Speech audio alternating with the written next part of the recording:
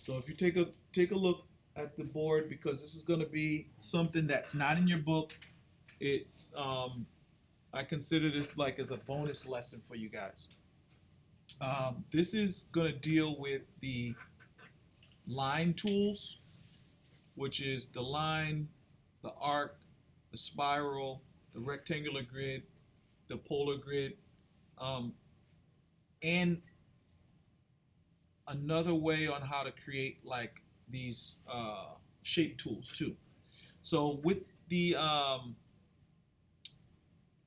when you're creating some of these shapes and some of these lines, basically what's happening is like I'm gonna start with the arc tool, right? So in most cases, you're like, why would I use this thing?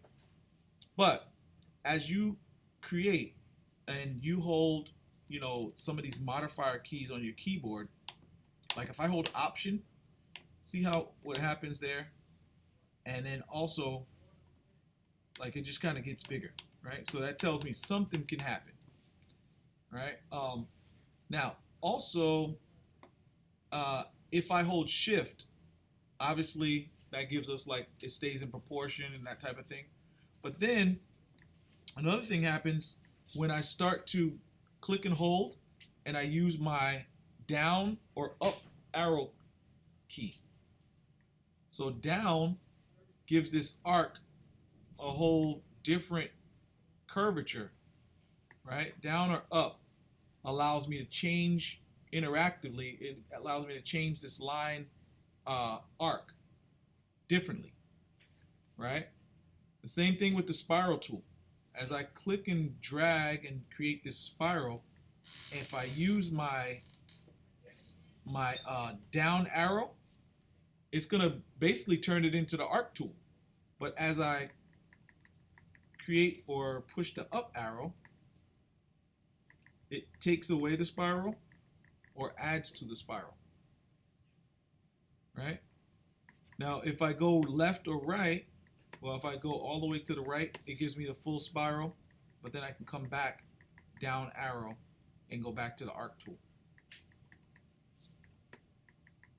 right? So down and up allows me to work with this spiral tool.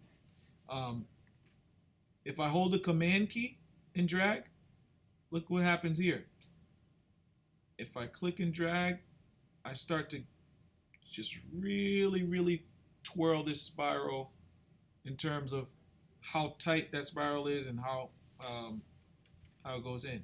So I hold the command key, and then also the up and down arrow key allows me to get this crazy, crazy, crazy spiral, right? So it changes how I create the spiral now.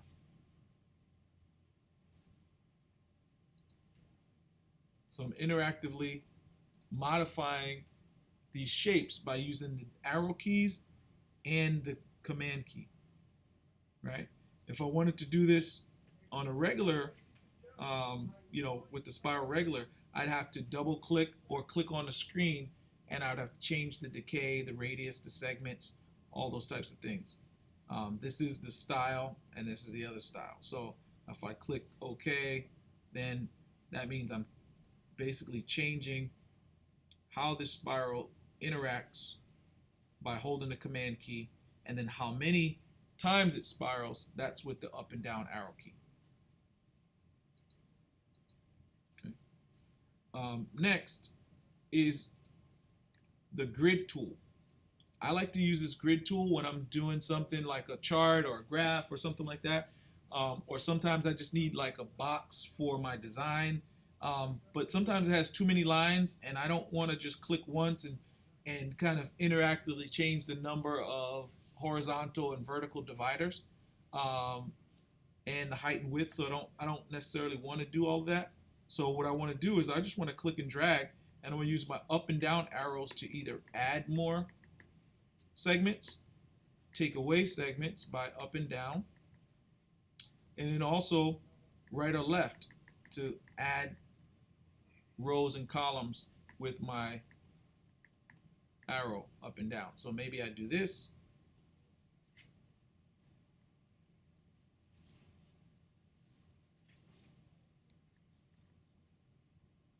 Right?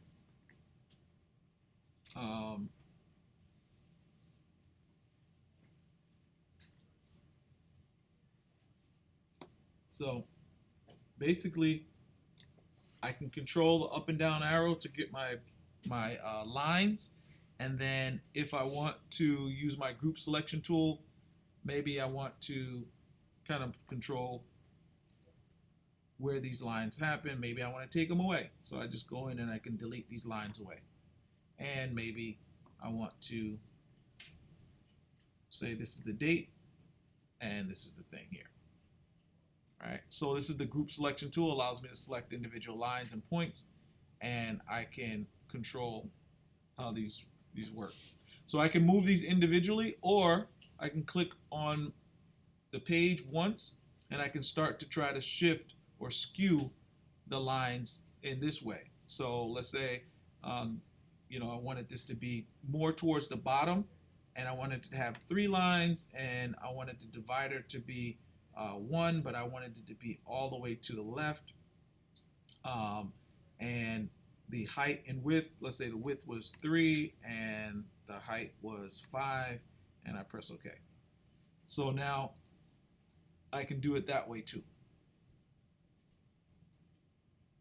So that's controlling how those lines interact. Okay. The next thing is the polar grid. So the polar grid holds shift just like any other shape or circle, and the same thing. As I'm clicking and dragging, I can up and down, add more grids, and right or left, add more segments or take away. Now, this could be good for having no pie segments and multiple rings, or no rings and a pie chart. Okay. Now, if I have something like this and I wanted to create an easy kind of pie chart like this, I could make sure this is selected, go to my Pathfinder, and in my Pathfinder, click on Divide. And now that those pieces are divided, I should be able to take these. Oh, I have to make sure. Let me make sure that this is. I'm going to grab this again. Fill this with black and white. It has to be filled with a color. Select it, divide it, and I should be able to take these pieces out.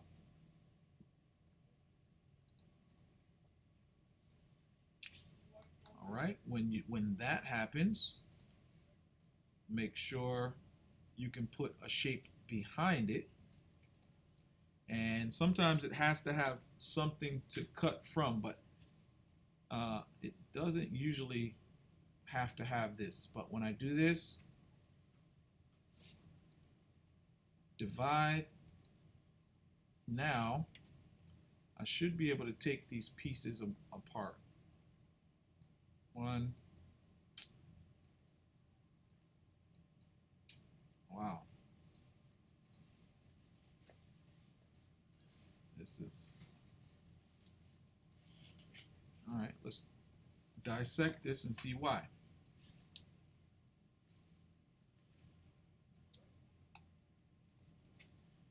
Usually when you have something like this, these must not be joined or something.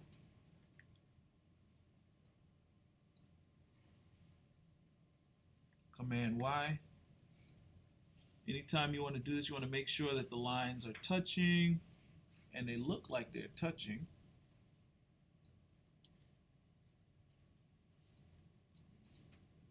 I'll take this line segment. Oh, it is separate. Huh. It's separate. Why can't I grab it?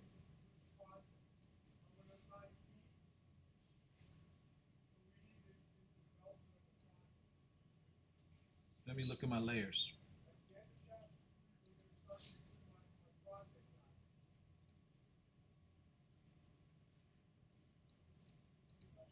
For some reason, It's not allowing me to separate it, but they are separate. Let me try one more time. Divide. Huh. Alright. One other thing. Let me grab this. Divide.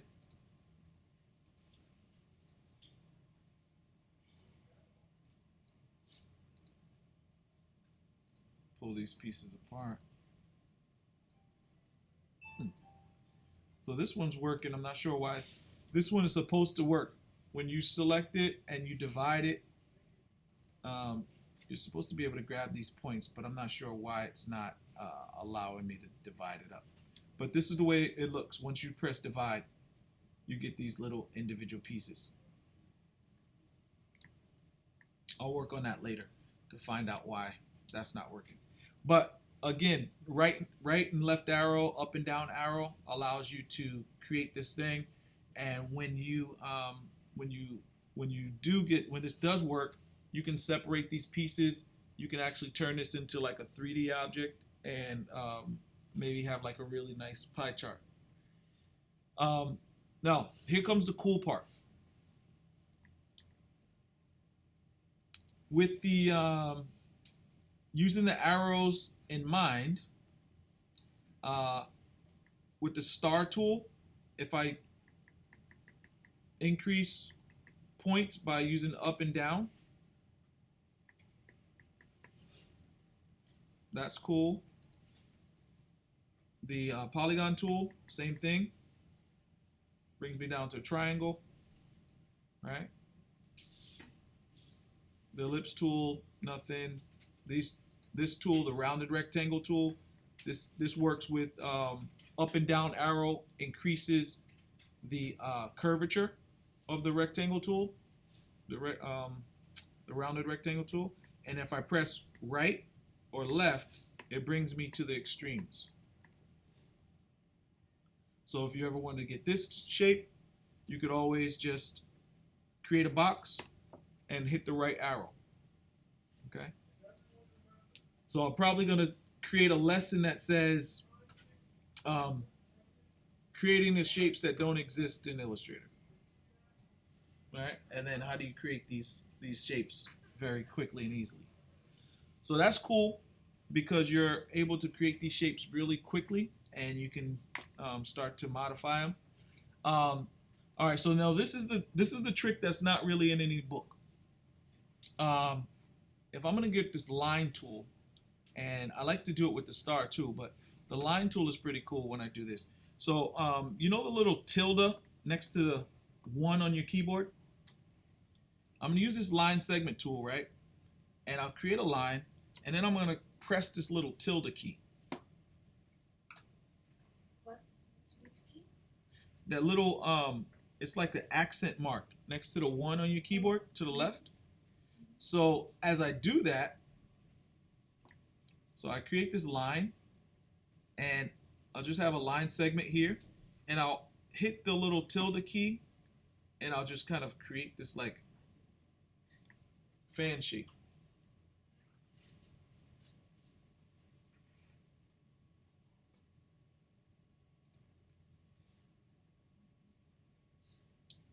Now the bad thing about this type of shape or this pattern is that you get tons and tons of lines, right? It's not the best way to create, but it's kind of cool.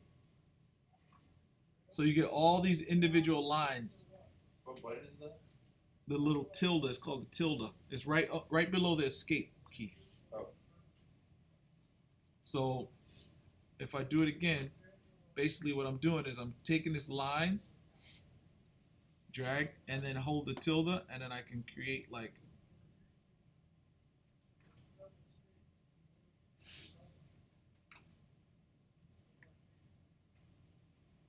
now how cool is that?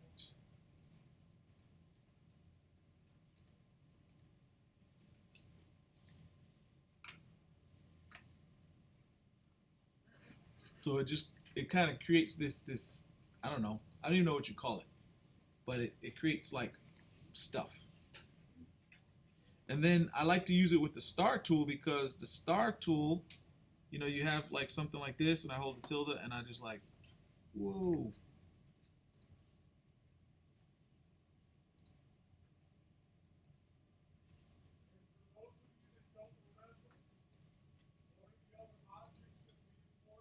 And look at that. Now, how long would you think it would try to take somebody to create something like that? A long time.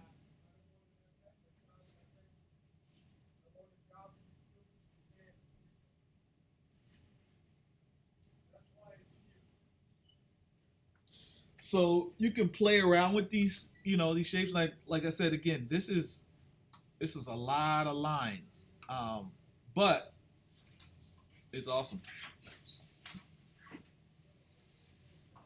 So these are the tricks that you don't find in your book.